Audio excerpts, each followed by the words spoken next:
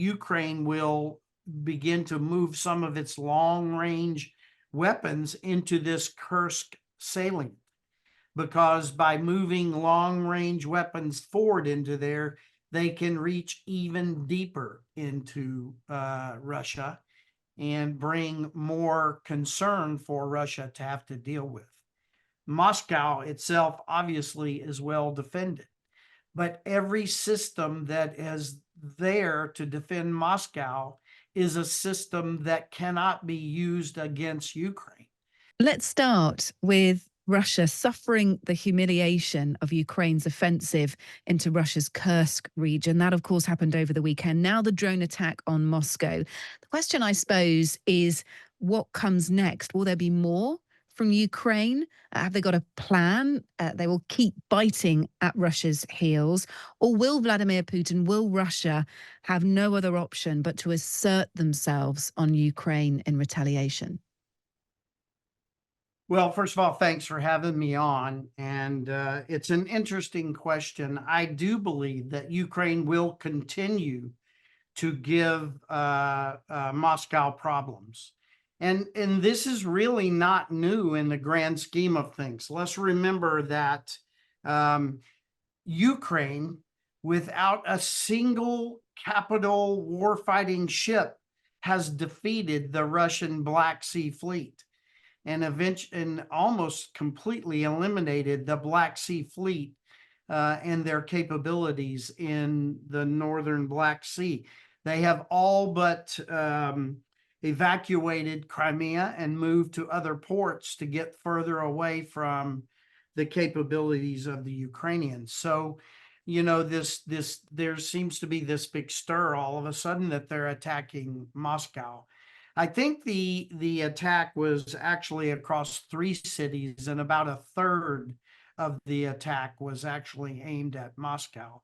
But to real briefly re-answer your question, no, I don't think this is all there is. I think Ukraine will continue to assert itself, and the attack into the Kursk salient is another example. How might Ukraine do that? What might be on Ukraine's list of further nipping at Russia, further, whether it's launching an offensive into other regions, whether it's things like this drone attack? What might be next on Ukraine's list?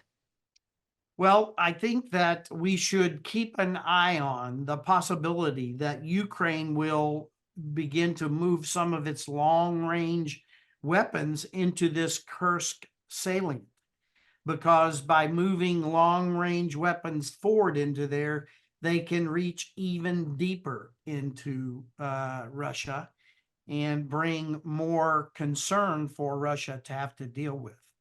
Moscow itself obviously is well defended, but every system that is there to defend Moscow is a system that cannot be used against Ukraine. So Ukraine's endeavors to not only take Russian soil, but to extend its attacks into Russia from its drone fleet, all of this takes fighting power away from the fight in Donbas to refocus on now having to defend Russian soil, retake Russian soil, and defend the capital from a Ukraine that is beginning to demonstrate that it too can strike. Talking of long-range weapons, that leads me neatly onto my next question.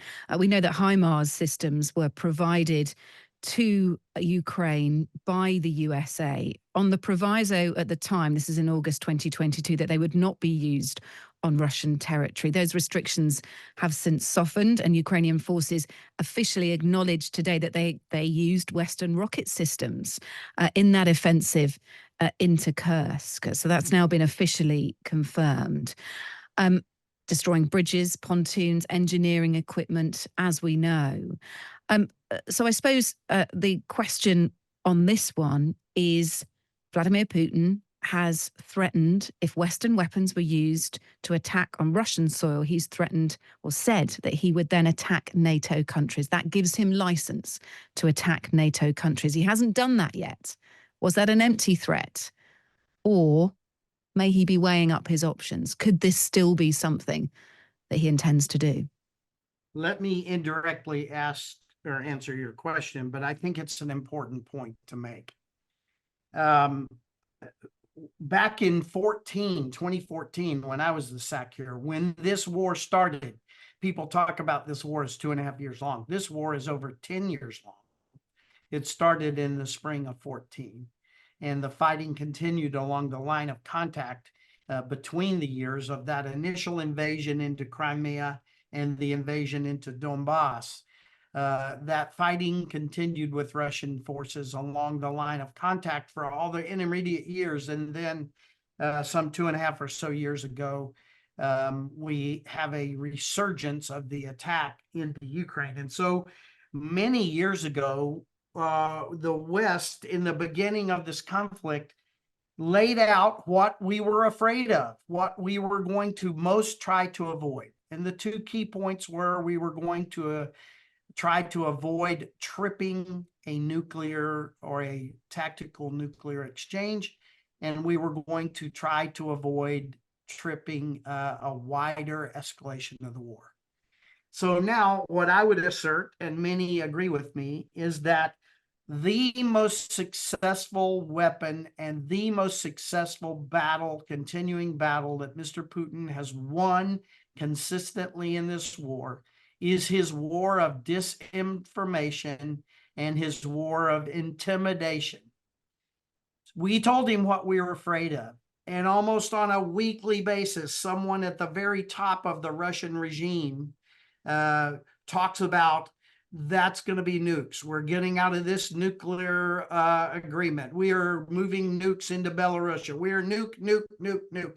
Every week, our fears are played back to us in Mr. Putin's war of intimidation on a little bit less frequent basis, but as regular a basis, Mr. Putin plays back. And of course, this is going to mean a wider war, and we're going to have to do this, that, and the other, and we threatening NATO nations and all of this.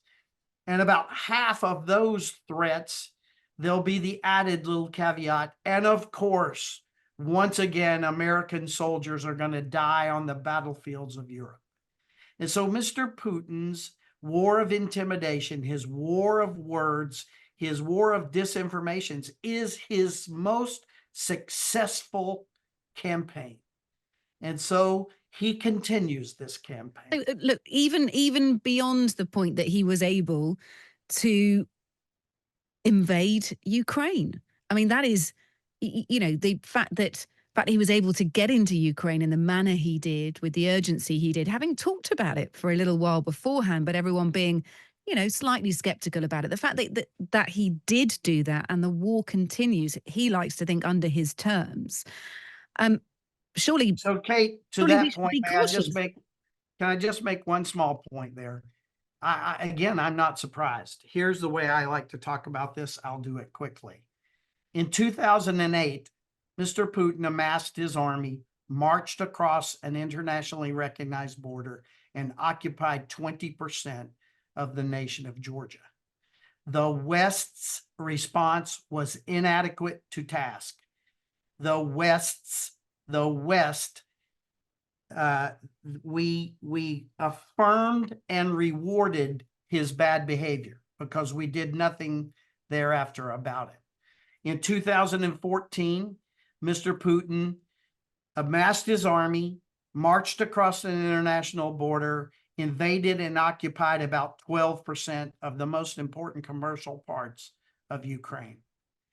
Once again, the West's response was inadequate to task, and we rewarded bad behavior. Now we are in the other end of that war. Okay. Mr. Putin has once again come across the border, and we are talking about rewarding his bad behavior again.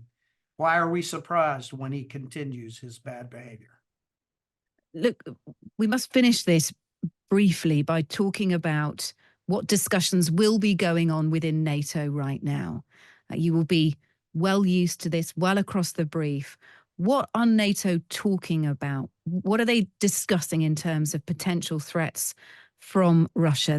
They would have been, and the reporting says that they would have been taken aback by Ukraine's assault into Russia in that Kursk region, that would have taken them by surprise a little, many are saying. But what discussions are happening right now in NATO? Well, I think that it is a continuation of what we've been doing since the very first Wales summit.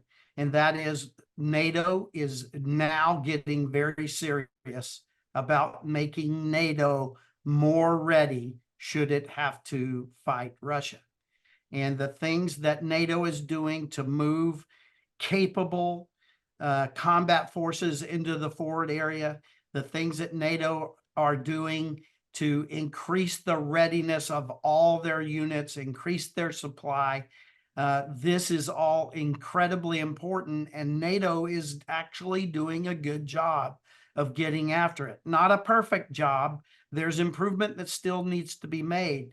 But the answer to Mr. Putin is be ready.